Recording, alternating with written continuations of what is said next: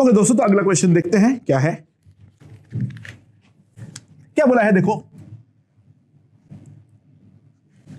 हमारे पास एक पार्टिकल है, वो पार्टिकल t इक्वल्स टू 0 पर from the initial velocity u rest से, u इक्वल्स टू 0 यानी रेस से चालू कर रहा है, पार्टिकल इस डायरेक्शन में एक्सीलरेट कर रहा है a से, पार्टिकल इस डायरेक्शन में एक्सीलरेट कर रहा है a से, ये चला टाइम t1 पर, ये वाला चला अप टू टाइम t1 पर। At t1, at t equals to t1, acceleration of particle reverses in direction. Acceleration of particle reverses in direction, keeping magnitude same. Magnitude को सेम रखते हुए पार्टिकल अपना acceleration के डायरेक्शन को reverse कर लेता है इस वाले इंस्टेंट पे। तो सवाल ये पूछा गया है, calculate t from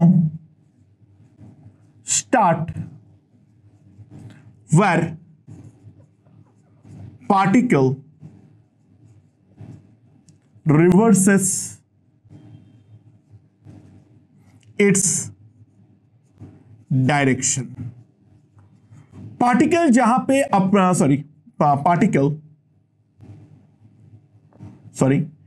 reaches its original position। पार्टिकल वापस अपना ओरिजिनल पोजीशन में कब पहुंचेगा, यह चीज हमें कैलकुलेट करना है, राइट। सो किस तरीके से इस सवाल को हम प्रोसीड करेंगे दोस्तों, ध्यान देना, t इक्वल्स टू 0 से u इक्वल्स टू 0 के साथ चालू कर रहा है, तो t इक्वल्स टू t1 पर जब ये पहुंचेगा तो दो बातें पे ध्यान देना। पहली बात, इस टाइम पे इसका जो वेलोसिटी होगी that will be nothing but a into t1, और इस टाइम तक पार्टिकल जो डिस्टेंस कवर कर लेगा that will be nothing but half a t1 square. Particle इतने टाइम में जो हमारा डिस्टेंस कवर कर लेगा that will be nothing but x equals to half a t1 square. So right now जो सिनेरियो है उस बात को हम समझते हैं। पार्टिकल पॉइंट P पर है, ठीक है, ये हमारा ओरिजिनल पॉइंट है। पॉइंट P को मैंने रेफरेंस लाइन ले लिया और मैंने लेफ्ट वाला डायरेक्शन को पॉजिटिव ले लिया और राइट वाला डायरेक्शन को नेगेटिव ले लिया, मैं अपनी मर्जी से, ठीक है। ये वाले इंस्टेंट पे पार्टिकल का जो इनिशियल वेलोसिटी है वो इस डायरेक्शन में है, तो इनिशियल वेलोसिटी को हम ले लेंगे माइनस a इंटू t1, क्योंकि राइट की तरफ जो भी होगा उसको हम नेगेटिव मान लेंगे। एक्सीलरेशन जो है वो हमारा अप टुवर्ड्स लेफ्ट है, तो ऑब्वियस सी बात है a हमारा पॉजिटिव होगा। और पार्टिकल को फाइनली जहां पर पहुंचना है, ये O पर पहुंचना है, तो डिस्प्लेसमेंट s जो होगा that will be equals to plus half a t1 square, क्योंकि लेफ्ट की तरफ डिस्प्लेसमेंट हो रहा है, लेफ्ट को मैं पॉजिटिव माना हूं, तो डिस्प्लेसमेंट जो है वो है plus half a t1 square. So u है माइनस a t1, a जो है वो a है और s जो है वो है हाफ a t1 स्क्वायर। तो मान लो यहां पर जो टाइम लगता है, let time taken is equals to t। So time taken क्योंकि t है तो मैं लिख सकता हूं half a t1 square ut plus half a t square, s is equals to ut plus half a t square apply कर दिया मैंने, राइट। सो ए तो हर जगह से कैंसिल हो गया, और इसके अलावा 2 से मल्टीप्लाई कर दो तो t1 square minus 2t t1 plus t square. तो मेरे पास आ जाएगा equation final t square minus 2t t1 minus t1 square that is equals to 0, right. So t का जो वैल्यू आ जाएगी that will be equals to minus b plus minus under root b square plus 4ac by 2। ना obviously बात है minus तो फर्जी है, t can not be negative, तो यहां पर मैं केवल और केवल प्लस साइन ले रहा हूं, तो ये हो जाएगा 8t1 square that is 2√2। So T मेरे पास आ जाएगा t1 plus √2 into t1, right. सो ये तो इस घटना की बात है, लेकिन ऑलरेडी t1 टाइम बीत चुका है, तो अगर बिगिनिंग से टाइम कैलकुलेट करने बोला है तो टोटल टाइम जो लगेगा, ध्यान देना, total time will be equals to t plus t1, तो total time will be t1 into 2 plus √2। I hope ये वाला फंडा समझ में आया है, राइट। चमका, ओके। तो अगले क्वेश्चन की ओर बढ़ते हैं, देखते हैं क्या है अगला question.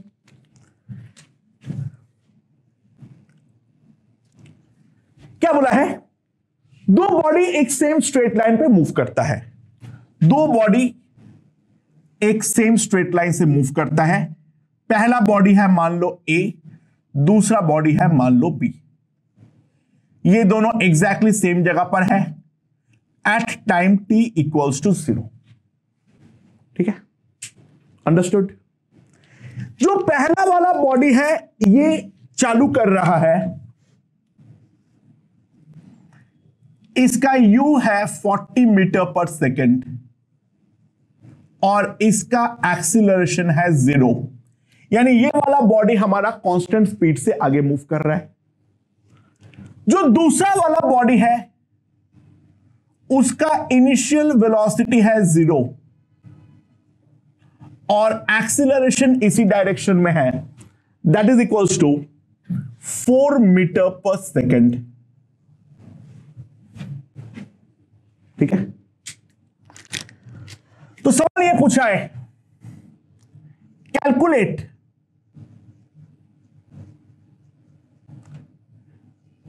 the time and position, calculate the time and position where B catches A again। पहला पार्ट तो यह है, also calculate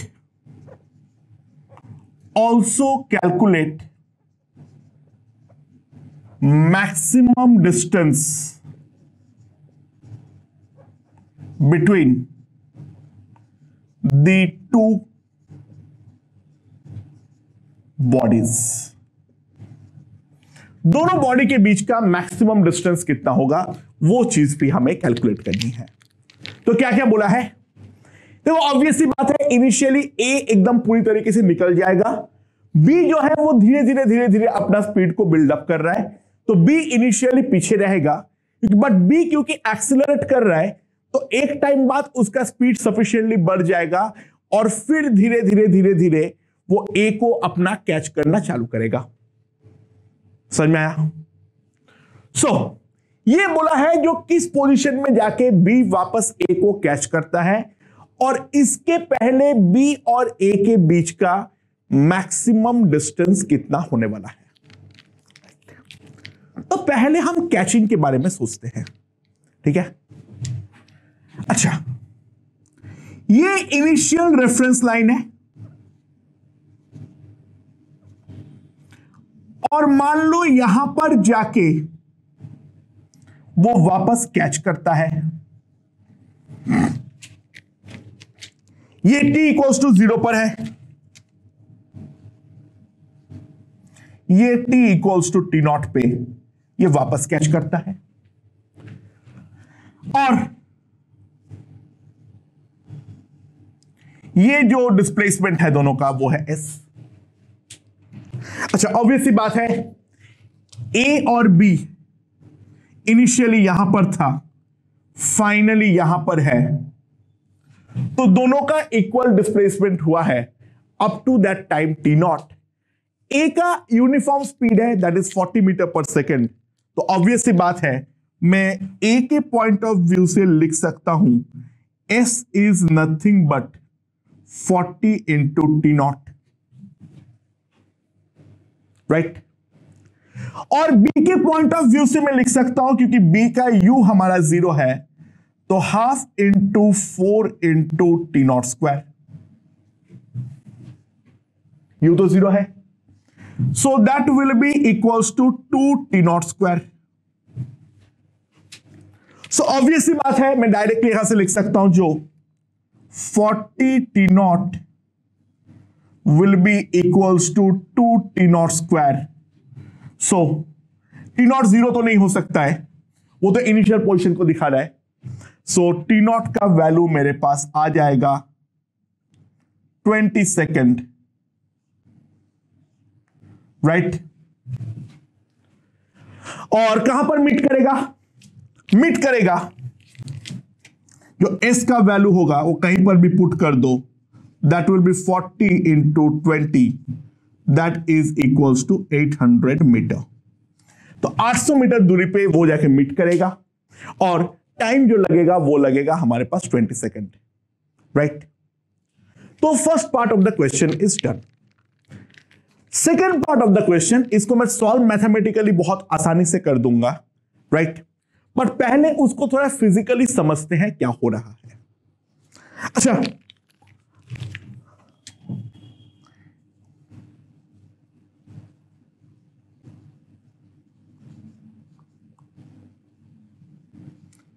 eight general time t, ये बताओ a का डिस्प्लेसमेंट क्या लिख सकता हूं मैं, 40t, और a का वेलोसिटी क्या लिख सकता हूं, a का वेलोसिटी क्या लिख सकता हूं, वो तो हमेशा ही 40 है, राइट, मीटर पर सेकेंड और मीटर में। और b का डिस्प्लेसमेंट क्या लिख सकता हूं, 2t square, half into 4 into T square, और b का जो वेलोसिटी है वो मैं लिख सकता हूं that is equals to 80, that is 40, right. Okay, ध्यान देना, बिफोर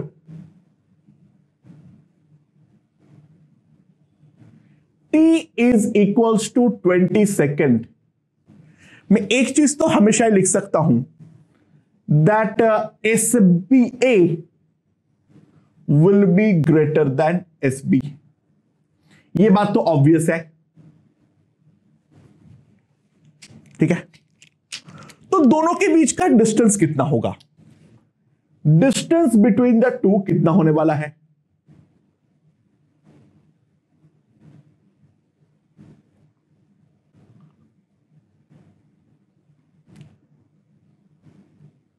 SA माइनस SB, दोनों के बीच का जो डिस्टेंस होने वाला है वो कितना होने वाला है, SA माइनस SB।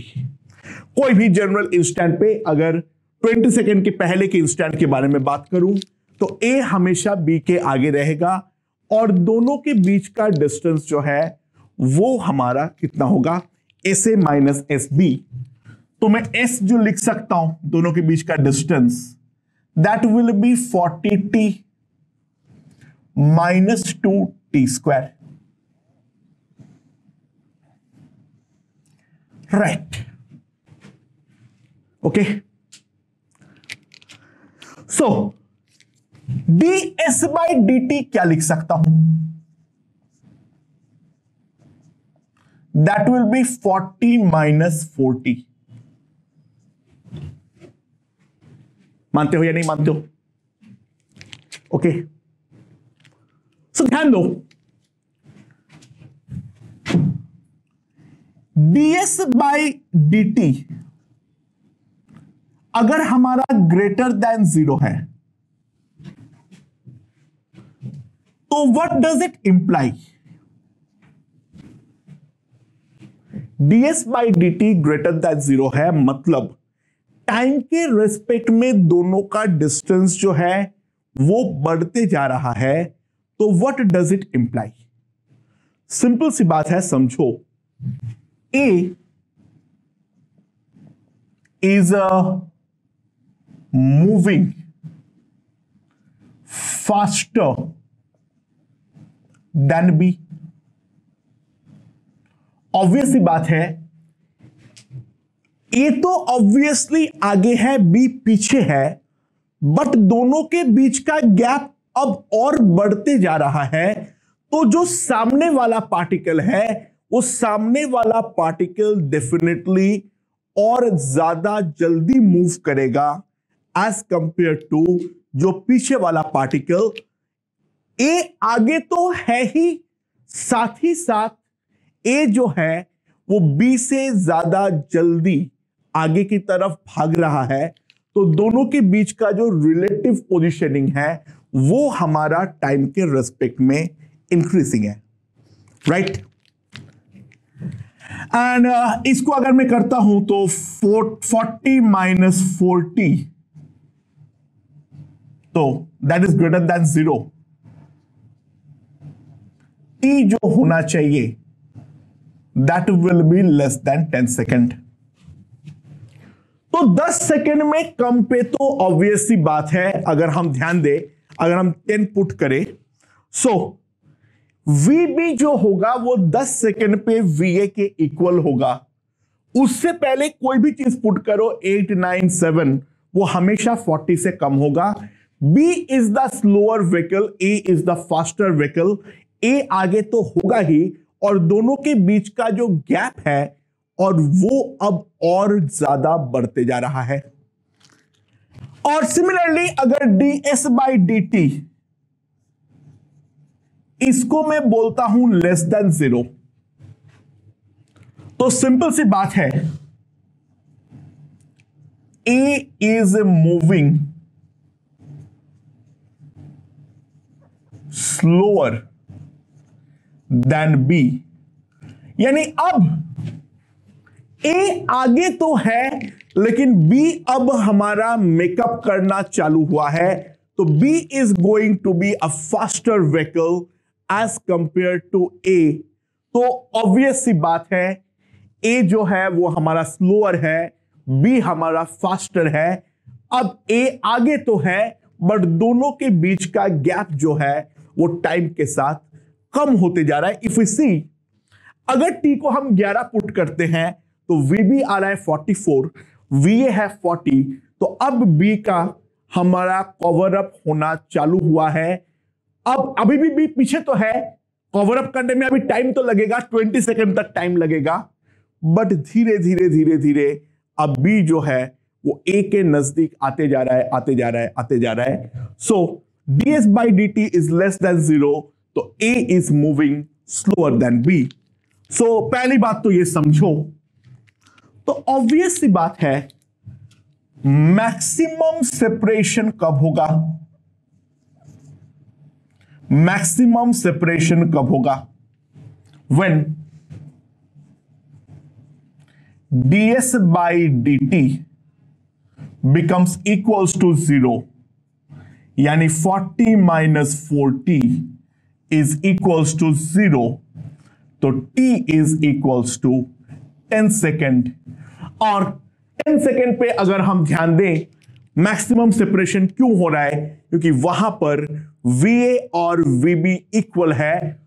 उसके पहले के हर इंस्टेंट तक A B से फास्टर व्हीकल था, तो गैप वो बढ़ाते चला गया, और उस इंस्टेंट के अगले इंस्टेंट से B is the faster vehicle as compared to A.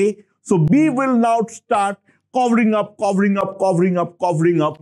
तो मैक्सिमम सेपरेशन तब होगा जब ds by dt 0 होगा, यानी दोनों का स्पीड हमारा इक्वल होगा। तो when speed of both becomes equal, दोनों का स्पीड जब इक्वल हो जाएगा तब हमारा मैक्सिमम सेपरेशन होगा। बाय द वे, सेपरेशन का वैल्यू कितना होगा? एस मैक्स कितना आ जाएगा? टी को हम 10 सेकेंड पुट कर देते हैं, वो तो मैथमेटिकल है। So 40t 440 into 10 minus 2 into 10 square, that is 400 minus 200, that is equals to 200 metre. तो 200 मीटर का मैक्सिमम सेपरेशन होगा, राइट? और ये मैक्सिमम सेपरेशन होगा तब जब speed of both becomes equal. Okay दोस्तों, तो फिजिकली क्या हो रहा है पहले उस बात के समझो, राइट?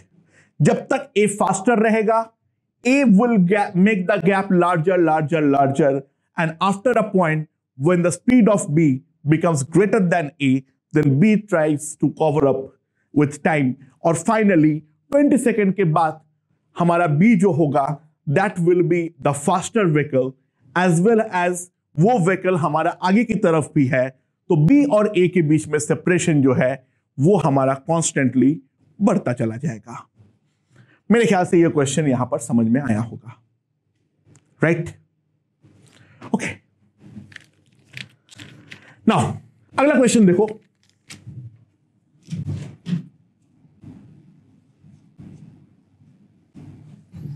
क्या बोला है? A car accelerates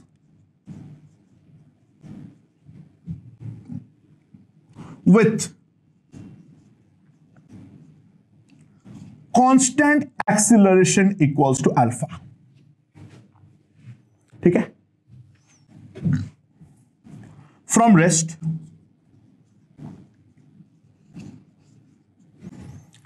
एक गाड़ी जो है वो कांस्टेंट एक्सीलरेशन अल्फा के साथ एक्सीलरेट कर रहा है, ठीक है? Reaches a maximum velocity and then retards to rest constant retardation जो है वो है हमारा बीटा, मैग्नीट्यूड वाइज जो कांस्टेंट रिटार्डेशन है वो है हमारा बीटा, ठीक है? इस पूरे प्रोसेस में डिस्प्लेसमेंट जो है वो है L, calculate T and V max. कितना टाइम तक ये मोशन चला है, राइट? और दूसरा, इस प्रोसेस के दौरान मैक्सिमम स्पीड जो है वो हमारा कितना हुआ है, दैट इज द क्वेश्चन। तो दोस्तों किस तरीके से करेंगे हम लोग? अच्छा, तो मान लो T0 टाइम तक उसने एक्सीलरेट किया है, T0 टाइम तक उसने एक्सीलरेट किया है, ठीक है? तो late acceleration occurs for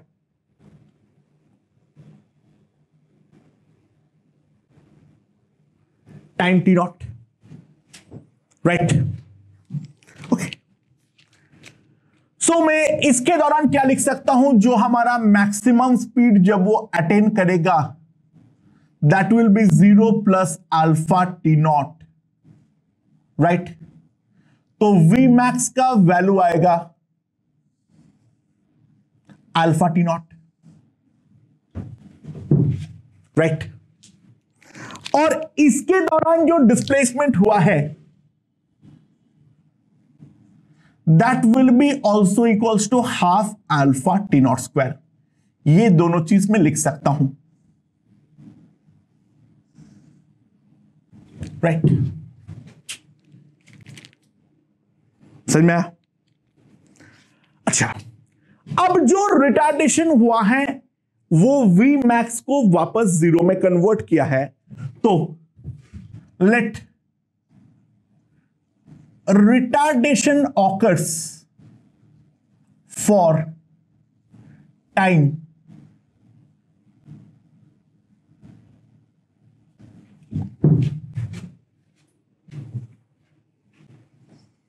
retardation जो है वो टाइम t1 के लिए हो रहा है, राइट। सो रिटार्डेशन जब खत्म हो रहा है तब जीरो हम लिख सकते हैं V max that is alpha t not minus beta t1। तो t1 का जो वैल्यू आ जाएगा that will be alpha t not by beta.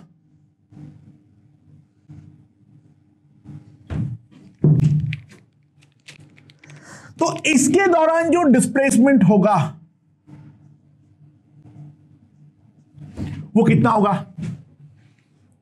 अच्छा, इस टाइम पे इनिशियल वेलोसिटी कितना है? u, that is the v max, that is alpha t not. So alpha t not into t1 minus half beta into t1 square, ये हमारा हो जाएगा h2। अच्छा, मैं सब कुछ को in terms of T not लिख रहा हूं, मैं एक सिंगल वेरिएबल रखना चाह रहा हूं। सो इसको मैं क्या लिख सकता हूं? Alpha square beta into t naught square minus half beta alpha square T naught square by beta square. So H2 जो आएगा अगर हम ध्यान दें, it will be alpha square by 2 beta into t naught square. ये मेरे पास आ जाएगा H2। एग्रीड? बट अब अगर हम लोग ध्यान दें इस चीज में, गौर से ध्यान देना, क्या है मेरे पास? S1 प्लस S2 जो है वो मेरा होना चाहिए कितना? L। S1 और S2 हमारे पास जो होना चाहिए वो कितना होना चाहिए? L। सो ऑब्वियस सी बात है, half alpha t naught square plus alpha square by 2 beta into t naught square that must be equals to L। ये तो मैं डेफिनेटली लिख सकता हूं, हाँ कि ना? पहले ये फंडा समझ में आया है या नहीं आया है? I hope this one is understood. So t naught square by 2 beta अगर मैं कॉमन लेता हूं, this is alpha beta plus alpha square that is equals to L। So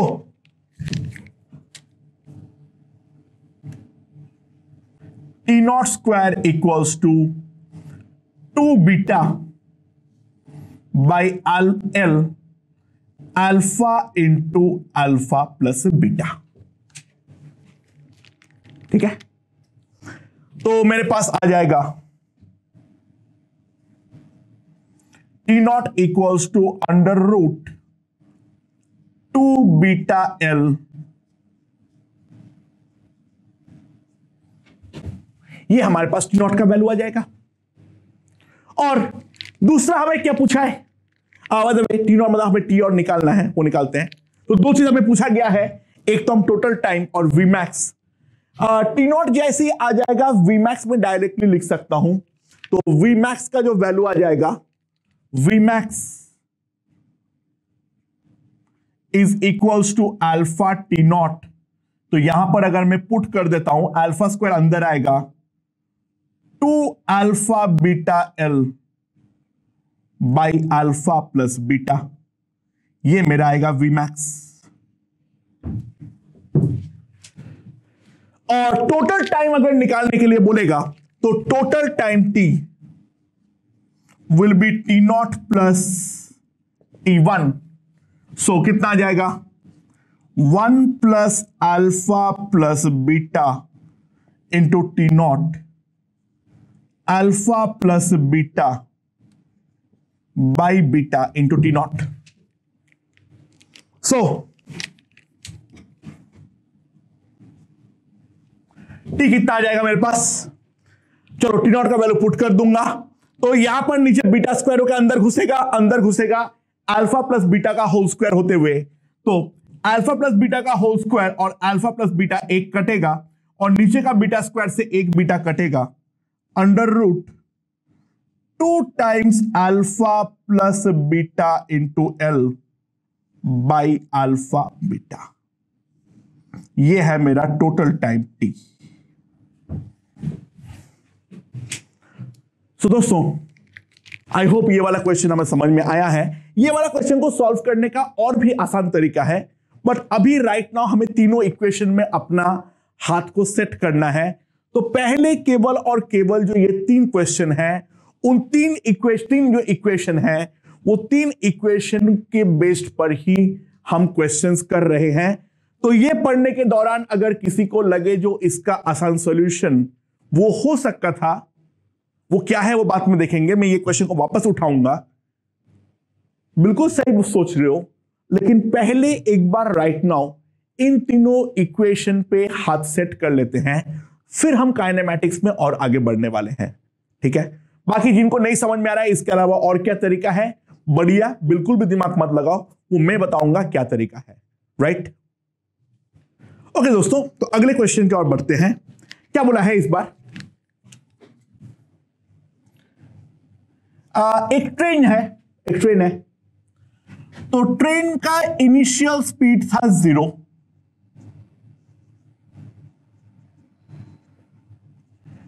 constant acceleration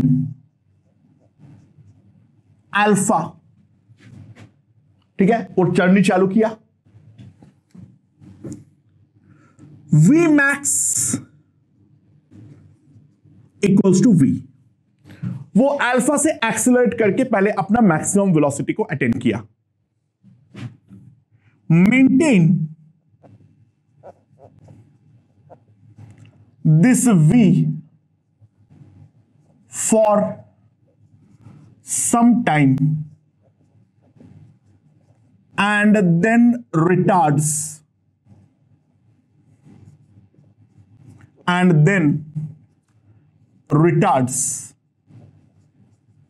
with constant rate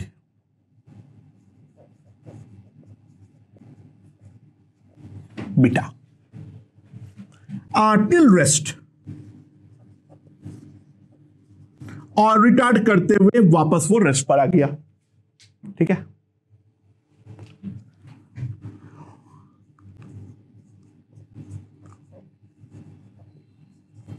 इस process में total displacement हमारा होता है L।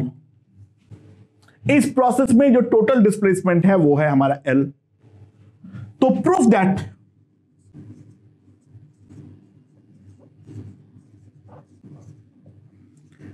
Time of journey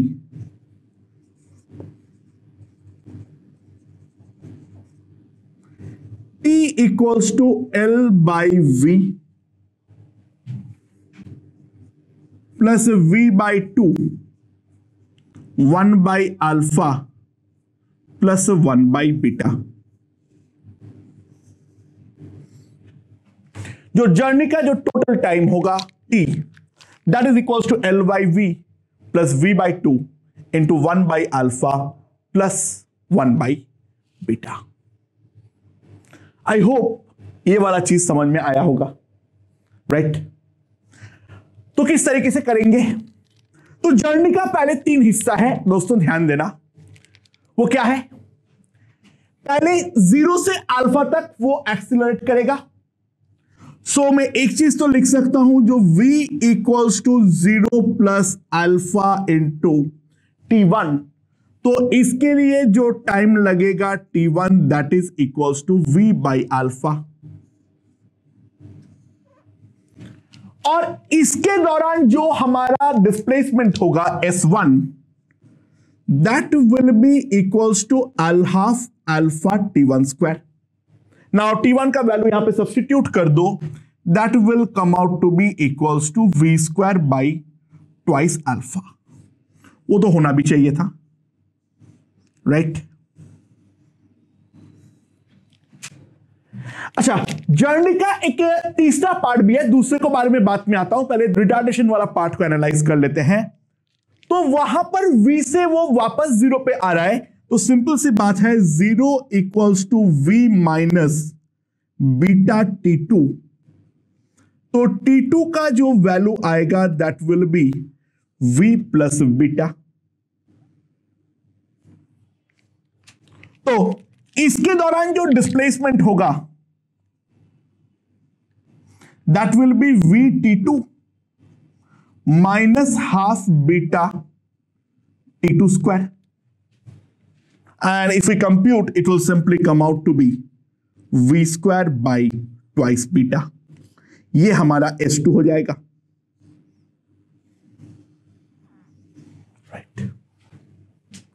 so ध्यान देना, इतना डिस्प्लेसमेंट हुआ है, इतना डिस्प्लेसमेंट हुआ है ड्यूरिंग द एक्सीलरेशन पार्ट, यहां पर हुआ है during the retardation part, but total displacement जो हुआ है वो है हुआ है L। तो displacement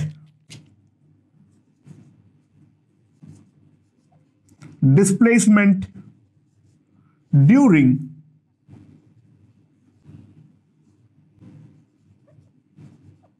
cruising will be equals to L minus S1 minus S2. Displacement during cruising will be L minus S1 minus S2. ठीक है? So टाइम ऑफ क्रूजिंग कितना होगा बोलो? टाइम ऑफ क्रूजिंग हमारा कितना होगा? इसको मैं T3 नाम दे देता हूं, that will be L minus S1 minus S2 upon V। ये हमारा टाइम ऑफ क्रूजिंग होगा, and that will be equals to, यहां पे तो L बाई V हो गया, S1 बाई V कितना हो जाएगा? माइनस V बाई 2 अल्फा, और S2 बाई V कितना आ जाएगा? Minus V upon 2 beta. ये हमारे पास T3 आ जाएगा, that is the time of cruising. तो टोटल टाइम जो होगा, टोटल टाइम जो होगा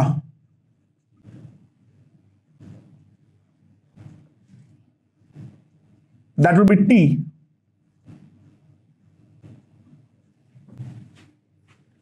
T1 plus T2 plus T3, right? So total time T जो आएगा कितना आएगा? T1 that is V by alpha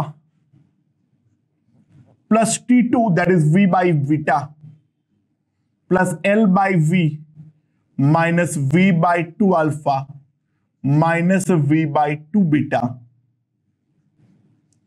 तो T is equals to L by V plus V by 2 into 1 by alpha plus 1 by beta,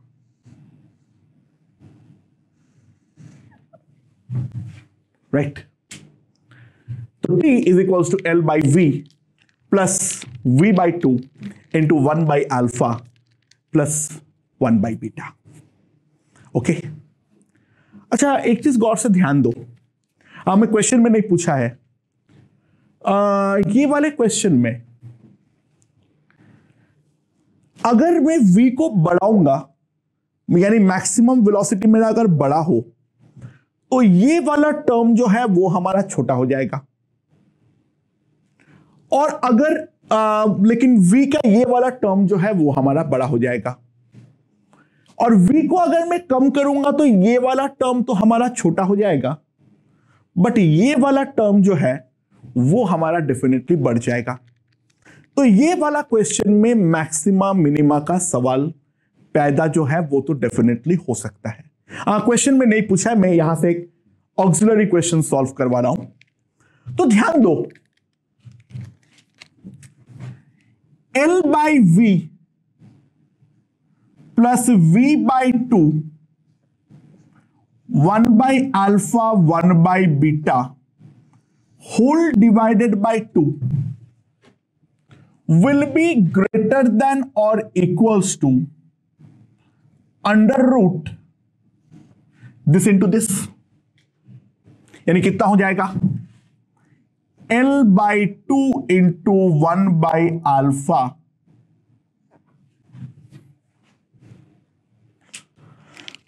m is greater than or equals to gm। तो t by 2 is greater than or equals to under root L into alpha plus beta by 2 alpha beta। तो t is greater than or equals to 2L alpha plus beta upon under root alpha beta। ये answer शायद जो हम लोगों ने पिछला question solve किए थे उस क्वेश्चन के साथ कुछ मिलता जुलता है, यानी टी हमारा मिनिमाइज कब होगा, टी हमारा मिनिमाइज कब होगा, ध्यान देना। तो ये हमारा टी मिन है, T is minimized when M और जीएम इक्वल कब होता है, जब दोनों क्वांटिटीज इंडिविजुअली हमारा इक्वल हो। जब दोनों क्वांटिटीज इंडिविजुअली हमारा इक्वल हो, तो इंडिविजुअली अगर दोनों क्वांटिटीज हमारा इक्वल हो रहा है तो इसके मतलब क्या है हमारे पास, ध्यान देना, L by V is equals to v by 2 into 1 plus alpha 1 plus beta, यानी v square is equals to 2L alpha beta by alpha plus beta. तो v का वैल्यू ये हो जाएगा, पहली बात। और दूसरी बात अगर हम ध्यान दें, T3 का जो वैल्यू आएगा that is L by V minus v by 2 into 1 by alpha plus 1 by beta, ये हमारा 0 होना चाहिए। मतलब क्या है, ध्यान दो, अगर उसको मिनिमम टाइम पर पहुंचना है दो फिक्स्ड पॉइंट के बीच में, टाइम मिनिमाइज तभी होगा अगर वो कॉन्स्टेंटली हमारा एक्सेलरेट करे टू अ मैक्सिमम वैल्यू और उसी पॉइंट से रिटार्ड करे और फिर वापस आ जाए अपना ओरिजिनल पोजीशन में। तो मिनिमम टाइम तभी होगा जब वो अपना मैक्सिमम कैपेसिटी तक एक्सेलरेट कर जाए, ठीक है, और फिर वो वहां पर रिटार्ड करे। थियोरेटिकली पॉसिबल है या नहीं वो मुझे मालूम नहीं है।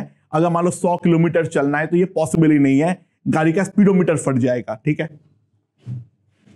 But that is any how the best possible case to reach in minimum time. I hope this concept is perfectly understood, right? Okay, तो अगले क्वेश्चन को बढ़ते हैं। क्या बोला अगले क्वेश्चन में, देखते हैं, ध्यान दो। A driver has a definite reaction time. एक ड्राइवर का एक फिक्स्ड रिएक्शन टाइम है, चाहे गाड़ी को कितने रफ्तार से चला रहा है, ठीक है। On seeing a red light,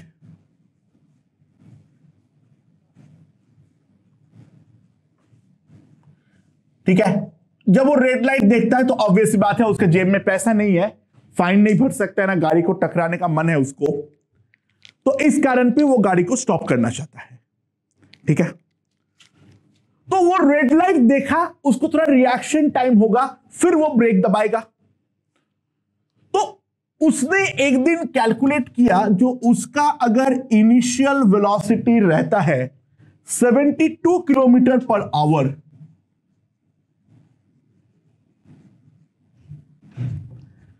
तब स्टॉपिंग डिस्टेंस उसको लगता है 30 metre. Stopping distance I hope समझ में आया होगा, जो कितनी देर बाद, मतलब जहां से वो देखा और ब्रेक मारने के बारे में सोचा, मारा नहीं क्योंकि रिएक्शन टाइम बीतेगा, वहां से गाड़ी कितना आगे जाके रुकेगा। यानी जहां पर बंदे ने देखा पहली बार रेड लाइट, छप से रेड हुआ, और फिर कितनी देर तक गाड़ी आगे बढ़ी, वो जो दूरी है, वो दूरी को हम बोलेंगे उसका स्टॉपिंग डिस्टेंस। तो यू जब 72 किलोमीटर पर आवर था गाड़ी का, तब स्टॉपिंग डिस्टेंस था 30 मीटर, और उसका अगर यू होता है 36 किलोमीटर पर आवर, तो तब उसको स्टॉपिंग डिस्टेंस की रिक्वायरमेंट होती है 10 मीटर। ठीक है, तो दो सवाल है, कैलकुलेट रिएक्शन टाइम, यानी रेड लाइट देखने के कितनी देर बाद उसका ब्रेक के पैडल में पैर जाती है, and stopping distance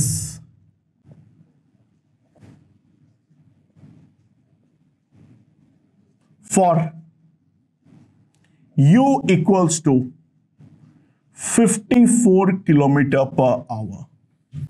calculate the reaction time and the stopping distance अगर u उसका होता है 54 kilometre per hour. I hope question का लैंग्वेज समझ में आ गया होगा। नाउ लेट्स सी, सबको पहली बात तो मीटर पर सेकेंड में कन्वर्ट कर लो। 72 किलोमीटर पर आवर, इसको डायरेक्टली 5/18 से मल्टीप्लाई करना होता है, तो कितना हो जाएगा 20 metre per second. 36 kilometre per our will be 10 meter per second, and 54 kilometer per hour will be 15 meter per second. Okay,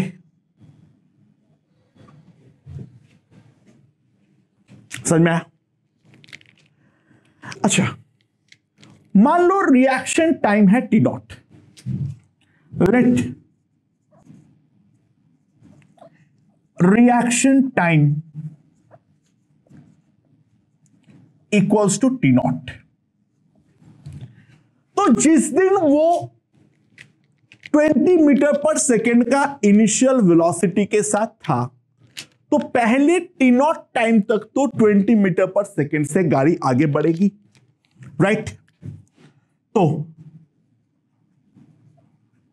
stopping distance जो इन जनरल होगी, जो उसका इनिशियल वेलोसिटी है u into t not, the reaction time, plus u not से अब उसको zero पे ले आना है।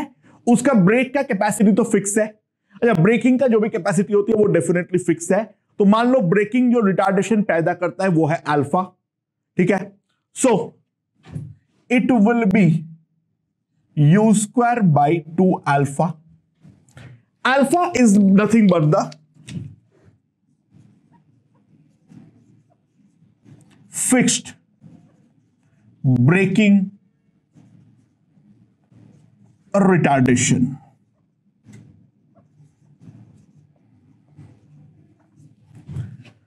U से जीरो करने में अल्फा रिटार्डेशन के साथ 0 square equals to U square minus twice alpha S. तो अल्फा जो आ जाएगा वो आ जाएगा U square by 2 alpha, sorry S जो आ जाएगा वो आ जाएगा यू स्क्वायर बाई 2 अल्फा। तो इतना तो ब्रेक मारने के बाद चलेगा, लेकिन जो रिएक्शन टाइम है टी नॉट, उसके कारण उतना टाइम तो वो कांस्टेंट स्पीड यू से आगे बढ़ेगा। So it will be u t naught plus u square by 2 alpha. So अब यहां पर जो दो इक्वेशन दिया हुआ है उन दोनों को हम पुट करते हैं। तो पहले में 20 पर स्टॉपिंग डिस्टेंस है 30, तो 30 is equals to 20 T naught plus 400 by 2 alpha. तो ये हो जाएगा 200 एक जीरो तो काट दो, खुश हो जाओ। 3 is equals to 2 T naught, ठीक है, plus 2 by alpha, sorry 20 by alpha, right. ये पहला इक्वेशन आ गया मेरे पास। और दूसरे दिन जहां पे 10 मीटर पर सेकेंड था, वहां पर स्टॉपिंग डिस्टेंस जो है वो भी हमारा 10 है। So 10 equals to 10 T naught plus 100 by 2 alpha. तो यहां पर भी अब काट दो एक zero. So 1 equals to T naught plus 5 by alpha.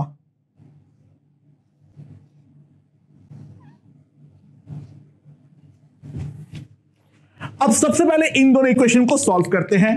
तो सॉल्व करने का बेस्ट तरीका, नीचे वाले को 2 से मल्टीप्लाई कर दो और इसके साथ सब्सट्रैक्ट कर दो।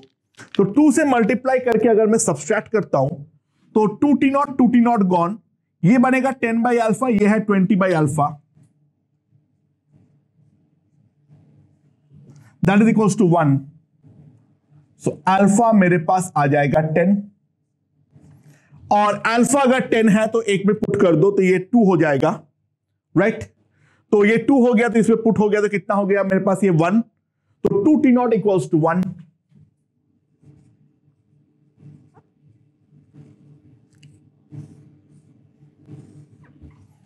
टी नॉट मेरे पास हो गया 0.5 सेकेंड।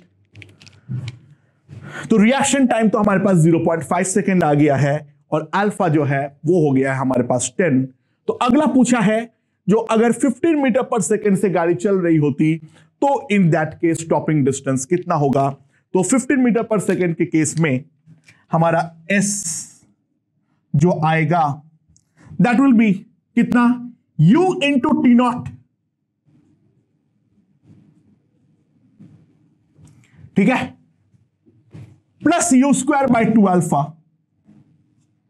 225 बाई 2 अल्फा, ये हो जाएगा 7.5, 22.5 बाई 2, तो कितना आ जाएगा, ये हो जाएगा 11.25।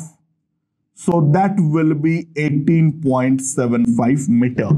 तो 15 मीटर पर सेकेंड से चलने पर जो हमारा स्टॉपिंग डिस्टेंस होगा that will be equals to 18.75 metre. I hope ये वाला क्वेश्चन समझ में आया है।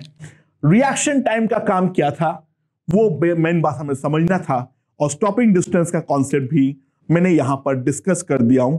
उस चीजों पर भी हमें डेफिनेटली ध्यान रखनी पड़ेगी। ओके।